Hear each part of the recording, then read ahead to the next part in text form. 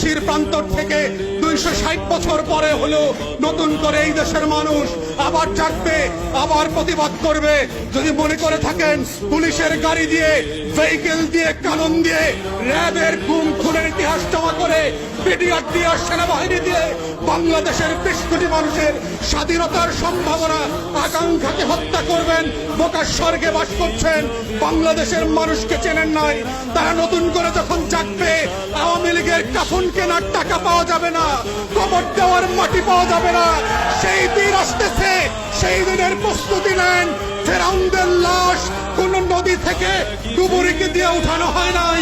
এই ফেরাউনদের লাশও বাংলাদেশের মানুষ ডুবুরি দিয়ে উঠাবে না, কোন হুজুর জানাজা পড়বে না, কোন কবর এই লাশ নেবে না।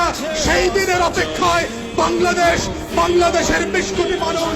আমরা বারবার বলছি, আইয়ুব খানের রাজতন্ত্র আমরা মানি নাই, ইয়াহিয়া খানের রাজতন্ত্র আমরা মানি নাই, শেখ পরিবারের রাজতন্ত্র মানি না, মানছি না এবং মানব না।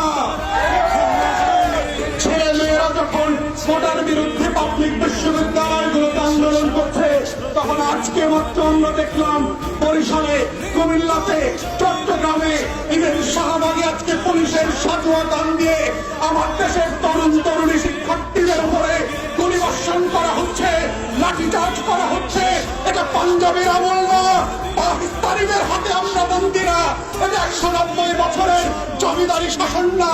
যদি কেউ মনে করে থাকে বাংলাদেশে এখনো জমিদারের শাসন চলছে, ব্রিটিশ বেনিয়ারা বাংলাদেশ দখল করে রেখেছে, আমরা প্রত্যাখ্যান করছি এবং বলে রাখছি, বাংলাদেশে গণতন্ত্রের যে লড়াই হয়েছে, সেই রক্ত দিয়ে মুক্তিযোদ্ধারা বাংলাদেশ স্বাধীন করেছে, সেই বাংলাদেশ আমরা ফেরত আনবো।